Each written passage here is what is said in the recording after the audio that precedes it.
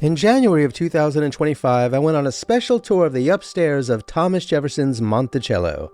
This is an area that few people have seen because it's mostly the downstairs rooms that are shown on the tours. And I don't know about you, but I always wanted to see what was upstairs. Kind of like seeing upstairs at Graceland. You just figure it's one of those things that you're never going to see. But then, thanks to some very generous donations to restore the rooms, the upstairs finally became available. And so I drove down to Virginia to check it out. You see, it was upstairs where his family lived, including one of his sisters and one of his daughters and a stable of grandchildren. Interestingly, from the outside, one would never even know how vast the upstairs itself is. And even though there is that famous dome at the top, most people visiting Monticello had no idea what it looked like on the inside.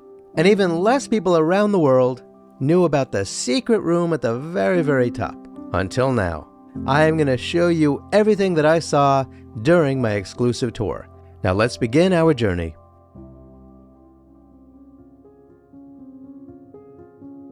Whether or not you've been to Monticello, most people are pretty familiar with the ground floor rooms. For starters, you walk into this incredible entry hall where Jefferson displayed rare artifacts that he collected or were given to him from people like Lewis and Clark. And then to the side, there was this bedroom that his daughter used as an office since she was the estate manager. And this is a glimpse of his library where he stored his legendary collection of books. And there was his private office located to the side of his bed, which was located in an alcove. And passing through to the other side was his dressing area. And on the other side of that door was the main living space where Jefferson would entertain his friends and family. Now, I don't want to harp on about the silly myth about Thomas Jefferson having a fling with Sally Hemings, but as you can see, for the most part, Thomas Jefferson had no privacy even in his own home. There were people all over the place when he was living there. And even his bedroom, in many ways, was a public space. And so the idea that Thomas Jefferson was rolling around in the hay with Sally Hemings and nobody in the world knew about it, ever, at any time, and no one ever said anything about it, except for one of his political enemies, well, I mean, come on. Let's just put that silly myth to rest already, shall we? It's really getting to be ridiculous. It is time that we return to celebrating Thomas Jefferson as the incredible genius that he was. So moving on, you can see this main living space where Thomas Jefferson would entertain his friends and family. And on the other side of the house was this beautiful dining room where he spent countless hours with friends and family. And at the front of the house was one of the guest rooms where President James Madison and his wife Dolly used to stay. After all, their home, Montpelier, was only about 30 miles north of Monticello. And then there are two staircases that can be seen from downstairs. One is near Thomas Jefferson's library, and the other is on this side of the house, right next to the dining room. And it was up this particular staircase where I ascended to reach the rooms upstairs. And I gotta tell you, this was a pretty narrow staircase. And upon reaching the second floor, we entered the North Octagon bedroom, which was the home of Anne Scott Jefferson Marks. She was one of Thomas Jefferson's sisters, who was a widow and in debt. So she figured, hey, maybe I could stay at Monticello for a while until I get on my feet. And Thomas Jefferson said, yeah, why not? Great idea. You can go ahead and live in that bedroom up there. And she loved being there so much that she never left. And all things considered, who could blame her? Monticello was a pretty awesome place to live. Now, on this side of the house is another bedroom, and then there's a gallery that crosses the entry hall, and on the other side is a passage that leads to the south square bedroom, and then on the furthest end, above Thomas Jefferson's library, is the south octagon bedroom, and it is there where Martha Jefferson Randolph lived. Martha was Jefferson's oldest daughter, the one that was helping him maintain his estate. And there are also two other rooms that were used for Jefferson's youngest grandchildren.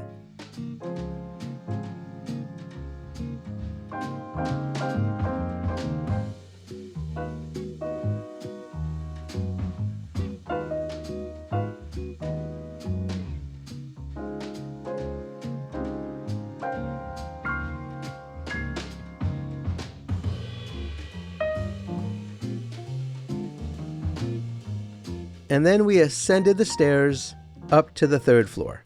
And it is on the 3rd floor where I saw the north bedroom, which is sometimes known as the double alcove room. And that is where Jefferson's grandkids lived. As you can see, this room has 2 large skylights, which was a very innovative feature at the time, and still is. And then I walked down the central passage, and on the left-hand side is the central bedroom, and that is where Thomas Jefferson's granddaughters lived.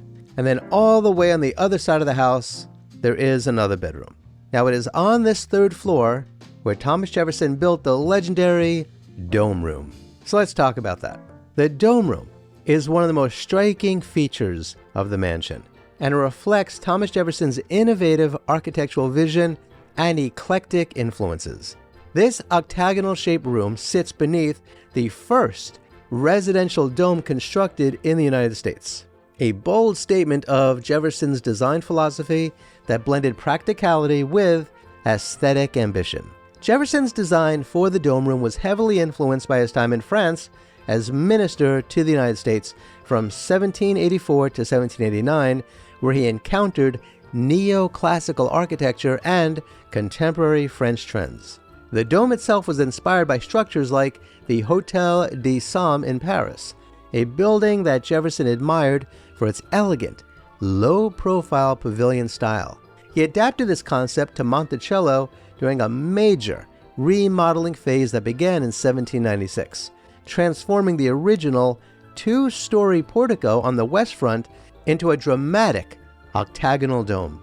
This is a big space. The room measures approximately 26 to 27 feet in diameter, featuring 8 circular windows and a central skylight oculus, which floods the space with natural light. Jefferson had the walls painted a vivid Mars yellow, and the floor a green and black checkered pattern, creating a visually striking interior that echoed his love for bold, classical aesthetics. The dome's exterior, visible on the nickel, became Monticello's signature silhouette, though it contrasted with the more traditional east entrance used by visitors. Now let's talk about the construction. Building the Dome Room was a feat of ingenuity and resourcefulness, overseen by Thomas Jefferson between 1796 and 1809. With a glass oculus installed by 1805. He employed a construction technique inspired by French architect Philibert de Lorme, adapting it to use local materials and labor. The dome structure relied on a series of laminated wooden ribs, oak planks nailed together in overlapping segments to form a curved, self-supporting framework. This method avoided complex joinery, using nails from Jefferson's own plantation nailery instead, making it both cost-effective and manageable for the enslaved and free workers under his direction. The steep, narrow staircases, only 24 inches wide, leading to the 3rd floor, were another Jeffersonian quirk, designed to save space and money, though they made access challenging. Construction was part of a broader expansion that doubled Monticello's size, reflecting Jefferson's relentless tinkering with his essay in architecture, which he refined until his death in 1826. Now, what in the world was it built for? That's a question lots of people have always asked. You see, despite its grandeur, the Dome Room's purpose remains somewhat unknown.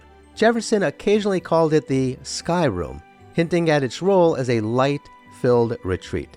At one point, it was said that Jefferson wanted to use it for billiards, and I did come across this photo showing that at one point the room was used for that purpose.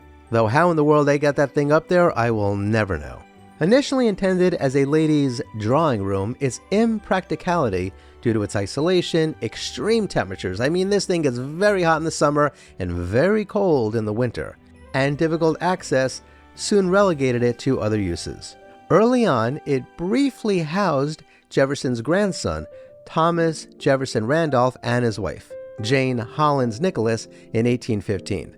By Jefferson's later years, it had largely become a storage space. Thomas Jefferson's granddaughters, seeking a quiet retreat amid the bustling chaos of their overcrowded home, affectionately dubbed a small room the Cuddy, a name inspired by the cramped, cozy nook found on a ship.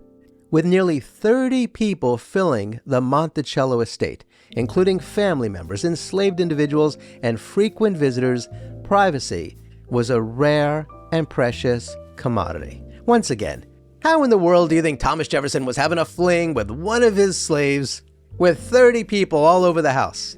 Give me a freaking break. There's no way anybody believes that story. Moving on. These two young women, Virginia Jefferson Randolph and her sister, yearned for a space of their own, a sanctuary away from the constant hum of activity. They claimed this modest hideaway and transformed it into a simple sitting room, a personal refuge where they could read, write, or simply chill. Though they didn't call it chilling back then, did they? But either way, you know what I mean. In a letter brimming with both humor and resolve, Virginia Randolph described their newfound haven with vivid detail. She wrote the following, quote, "Breathing through a broken pane of glass and some wide cracks in the floor, I have taken possession with the dirt daubers, wasps, and humble bees, and do not intend to give it up to anything but the formidable rats, which have not yet found out this fairy palace." End quote. And so yeah, her words paint a picture of a space far from perfect, drafty, rough-hewn, and shared with buzzing insects. Yet, one she cherished deeply. The fairy palace was no grand chamber. It was a humble corner imbued with the magic of independence and a little bit of defiance. Even the threat of rats, those bold intruders, could not easily dislodge her from this hard-won retreat, a testament to the determination of two young women carving out a sliver of autonomy in a crowded world, which was Monticello. Once again, people need to understand Thomas Jefferson's life was not like your life, was not like my life. He was surrounded by family, his sisters, his daughters, his grandchildren, and guests everywhere, nonstop, 24 hours a day, 7 days a week. And you can see why his granddaughters were so happy to find a place of their own to just get away from it all.